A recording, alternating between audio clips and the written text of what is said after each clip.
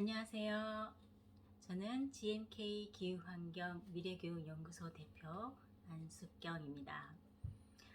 이미 기후나 환경에 관한 자료는 아주 많이 나와 있습니다.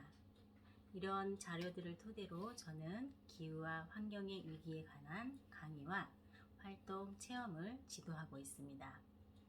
오늘 이 귀한 시간 여러분들에게 작은 것이라도 제대로 전하고 싶은 마음이 간절합니다.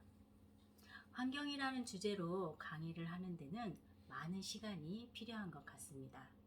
그 범위나 내용이 아주 광범위하기 때문이죠. 그래서 오늘은 우리 주변의 환경이 얼마나 중요한지 다시 한번 되새긴다는 생각으로 여러분에게 피력해 보도록 하겠습니다. 잠깐 본 강의에 앞서 플라스틱의 어원과 스토리에 대해 말씀드려 보겠습니다. 플라스틱은 열과 압력을 가해 모양을 바꿀 수 있는 고분자 화학 물질을 말합니다. 플라스틱이라는 용어는 원하는 모양으로 만들 수 있다 라는 의미를 가진 그리스 언어로 플라스티코스에서 유래되었습니다. 단어가 뜻하는 바와 같이 플라스틱은 다양한 형태와 여러 성질을 가진 모습으로 변형이 가능합니다. 플라스틱이 개발되기 전에는 목재, 금속, 세라믹, 천연 고무 등이 제품의 재료로 많이 사용되었는데 이들은 원가도 비싸고 원하는 형태로 만들기도 어려워 제품 가격이 비쌀 수밖에 없었습니다. 하지만 플라스틱의 개발로 기업들은 적은 비용으로 수없이 다양한 형태와 종류의 제품을 만들 수 있게 되었고 소비자는 저렴한 가격에 원하는 제품을 구입할 수 있게 되었습니다.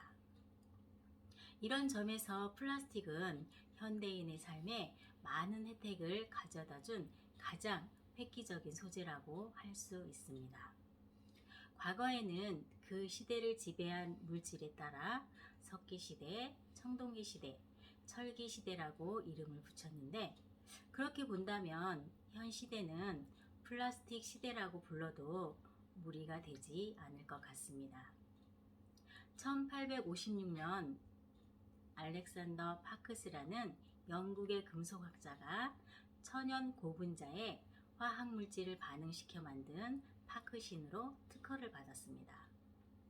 이 특허를 승계한 존 웨슬리 하야트는 개조된 방식으로 셀룰로이드를 발명하는 데 성공했고 1868년에는 본격적으로 생산하기 시작했습니다.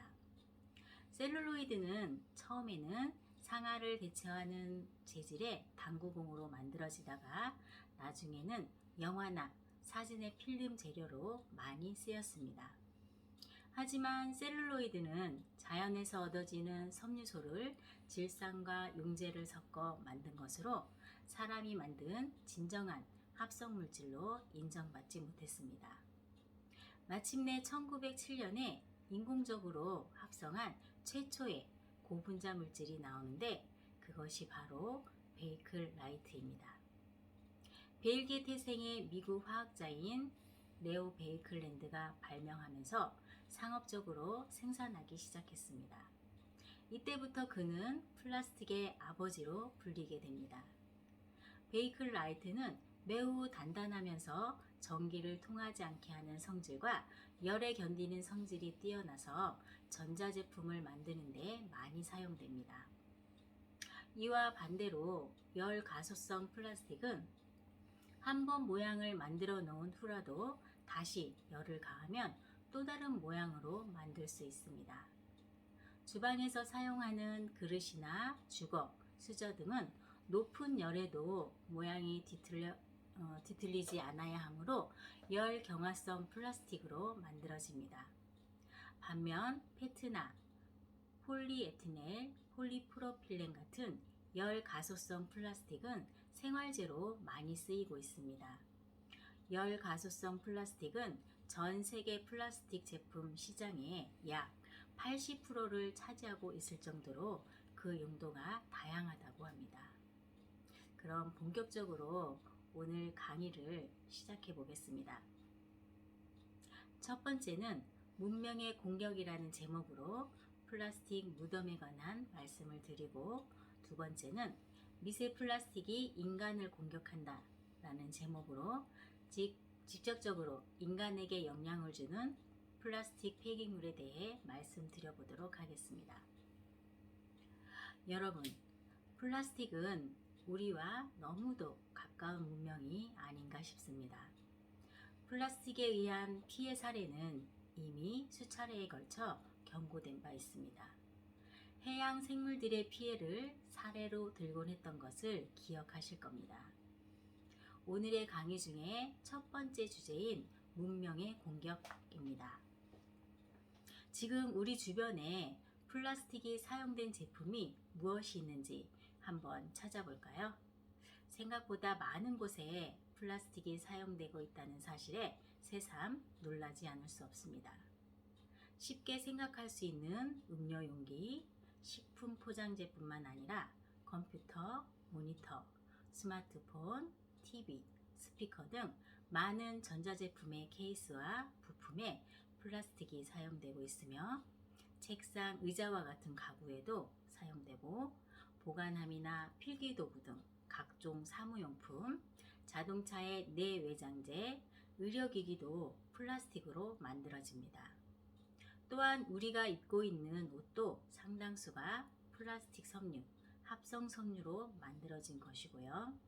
타이어나 신발을 만들 때 사용하는 고무, 합성 고무도 플라스틱입니다. 그뿐만 아니라 우리가 즐겨 씹고 있는 껌조차 플라스틱이라는 사실을 알고 계시나요? 플라스틱 폐기물이 가져오는 통상적인 폐해는 다음과 같습니다. 첫 번째, 바다의 오염인데요. 우리나라 바다에서 발견되는 쓰레기의 82%는 일회용 플라스틱입니다. 두 번째는, 플라스틱은 99% 이상 화석연료로 만들어져 전체 수명 주기 동안 온실가스를 배출하고 점점 작은 조각으로 분해되어 미세 플라스틱이 됩니다.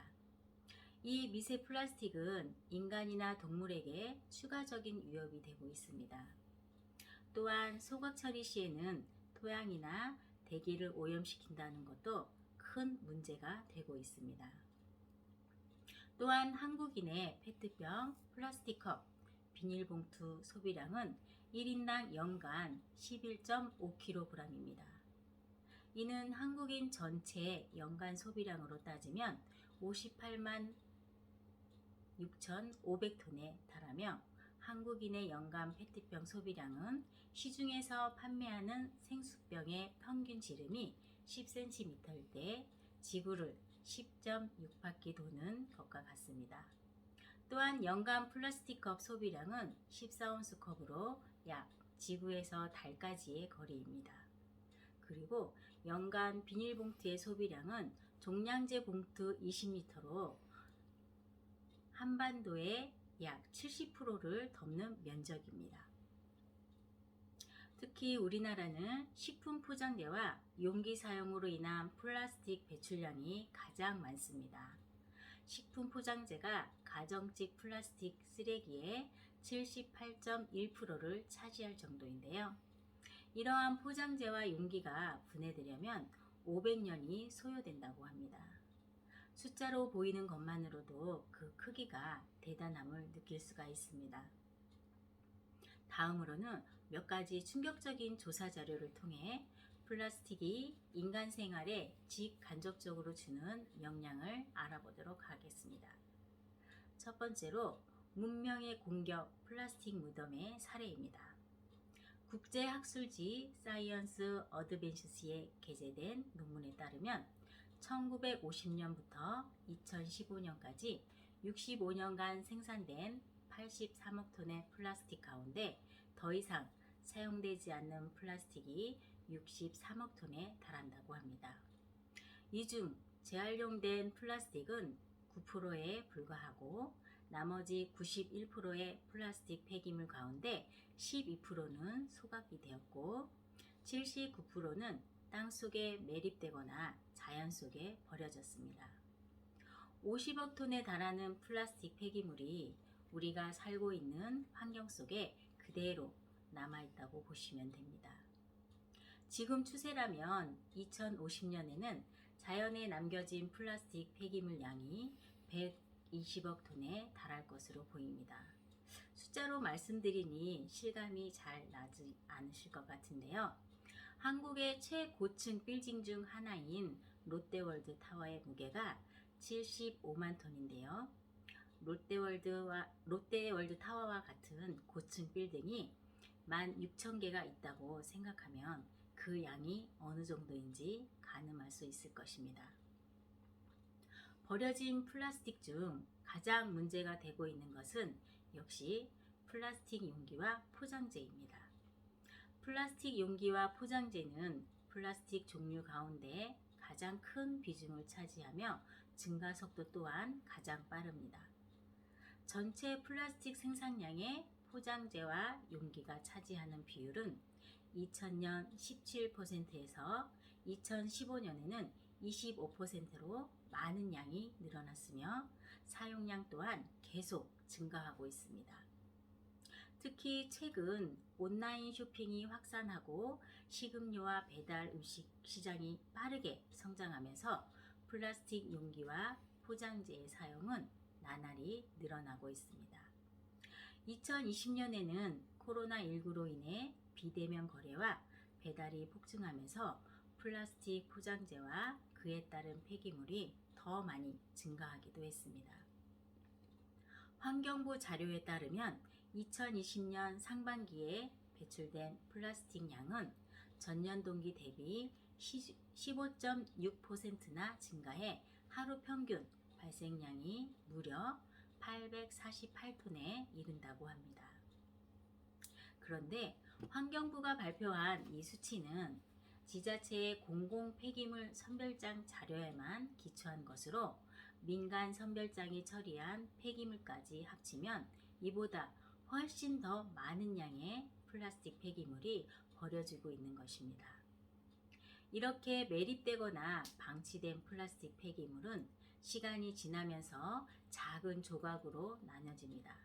그리고 이 조각들은 비를 타고 강으로 바다로 흘러들어갑니다.